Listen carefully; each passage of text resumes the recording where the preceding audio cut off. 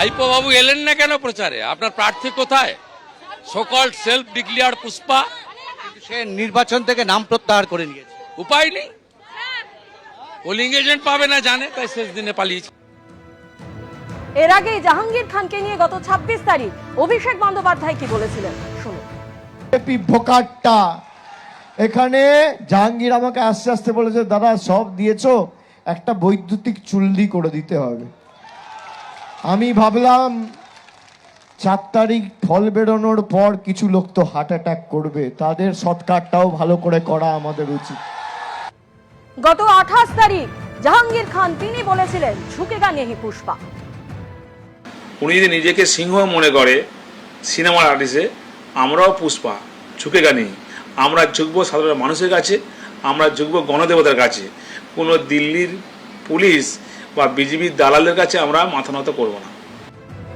গত 16ই মে মুখ্যমন্ত্রী শুভেন্দু অধিকারী তিনি এই জাহাঙ্গীর খান প্রসঙ্গে কি বলেছিলেন শুনুন। যত অভিযোগ করেছে সাধারণ নির্বাচনের সময় সবগুলোর বিরুদ্ধেই ব্যবস্থা হবে। সব এফআইআর হয়েছে, গুন্ডামি করতে দেব না। কোথায় পুষ্পা? কোথায় আপনি?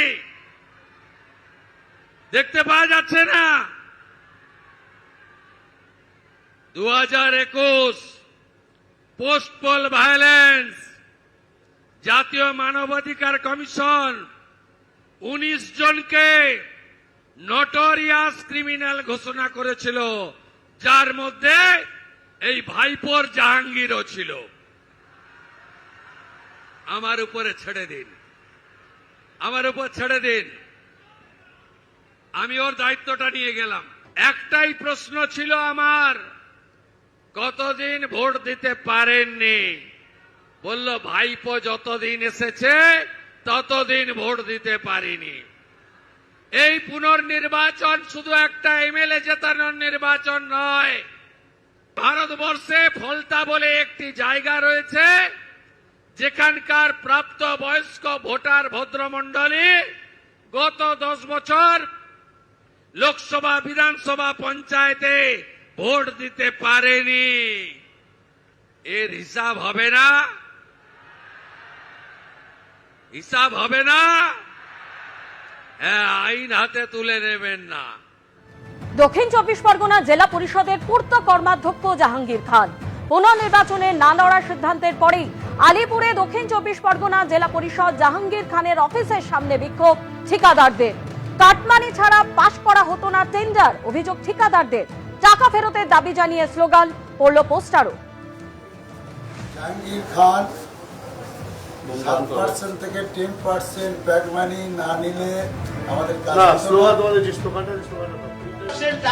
দক্ষিণ 24 পরগনা জেলা পরিষদের অফিসে একেবারে কন্ট্রাক্টররা তারা কিন্তু জাহাঙ্গীর খানের যে অফিস রয়েছে সেই জাহাঙ্গীর খানের অফিসের সামনেই কিন্তু তারা বিক্ষোভ করছেন, স্লোগান দেখাচ্ছেন এবং তারা স্লোগান দিচ্ছেন এভাবেই, বিক্ষোভ দেখাচ্ছেন এভাবে যে জাহাঙ্গীর খান সে কিন্তু তার বিরুদ্ধে যেটা অভিযোগ, জাহাঙ্গীর খান যেহেতু পূর্ত এবং পরিবহন দপ্তরের কর্মাধ্যক্ষ ছিলেন এবং জেলা পরিষদের সেই কর্মাধ্যক্ষ থাকার দরুন তার কাছ থেকে কোনো কাজ পেতে গেলে এখানে অভিযোগ এই যে জাহাঙ্গীর খানের পিএ প্রবীর হাজরার মাধ্যমে কাটমানি প্রদান না করলে আমাদের টেন্ডারে অংশগ্রহণ করতে দেওয়া হতো না এবং কাজ পাওয়ার ক্ষেত্রেও বাধার সৃষ্টি করা হতো।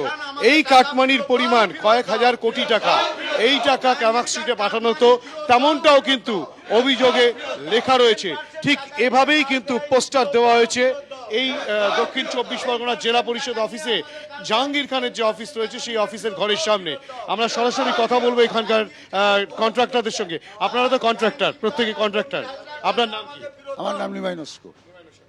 আপনারা এই যে জাহাঙ্গীর খানের যে অফিস রয়েছে জেলা পরিষদের অফিস, উনি পূর্তের কর্মাধ্যক্ষ ছিলেন, ওনার অফিসের সামনে আপনারা পোস্টার দিলেন। এই পোস্টারে মূলত কি উল্লেখ করতে চেয়েছেন এবং আপনারা কি অভিযোগ করছেন? আমাদের দীর্ঘদিন 7 বছর ধরে 7% থেকে 10% টাকা কার্ড মানি দিতে হয় প্রবীর হাজরার কাছে জমা করলে। তার প্রবীর হাজরা জাহাঙ্গীর খানের পিএ, জাহাঙ্গীর খানের পিএর কাছে প্রবীর হাজরাকে জমা দিলে তারপরে আমাদের কাজ এন্ট্রি হবে। হতে পারে, না হতে পারে, আবার বলবে পরের বারে টাকা দেওয়ার পরে। 7 বছর ধরে দুটো একটা কাজ কোটি কোটি টাকা আমাদের কাছ থেকে কন্ট্রাক্টরদের কাছ থেকে নিয়েছে, কোটি কোটি টাকা।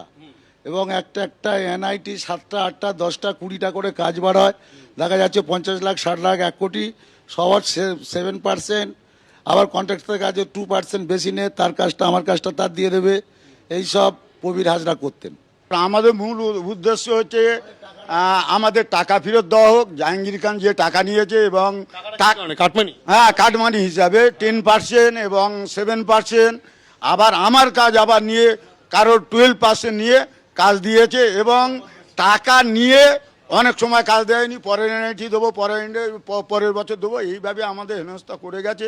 একাধিক কন্ট্রাক্টর তারা যারা রয়েছেন তারা যেটা স্পষ্টত বলছেন, তারা ইতিমধ্যেই আজকে জেলা পরিষদের অফিসের সামনে এসেছেন এবং এখানে কিন্তু একেবারে জাহাঙ্গীর খানের ঘরের সামনে জলজল করছে জাহাঙ্গীর খানের নাম।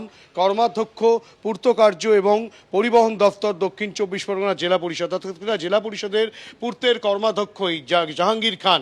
সেই পূর্তের কাজকর্ম করতে গেলে এই যে কন্ট্রাক্টররা যারা রয়েছেন তারা বেশ কয়েকজন এসছেন ইতিমধ্যে, তাদেরকে রীতিমতো কোটি কোটি টাকা দিতে হতো, তাদেরকে বিভিন্ন পার্সেন্টেজে সেই টাকা দিতে হতো, তেমনটাই অভিযোগ।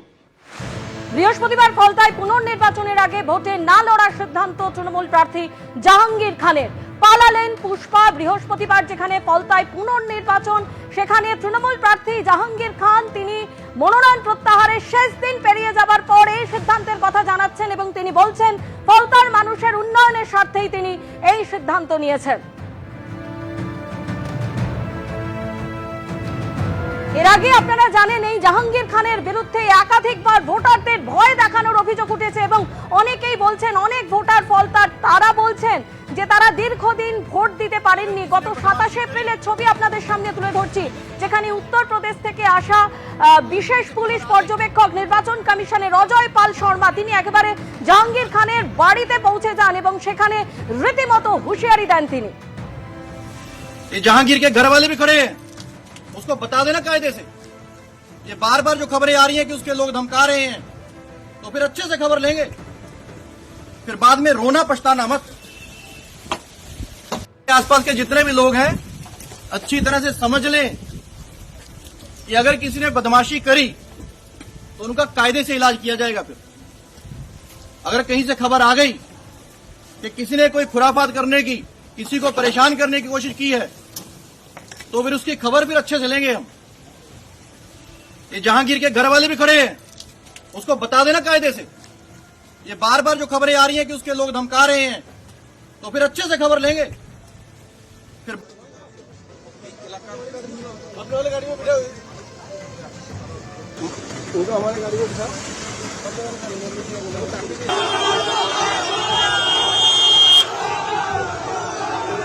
এবিপি আনন্দ এগিয়ে থাকে, এগিয়ে রাখে।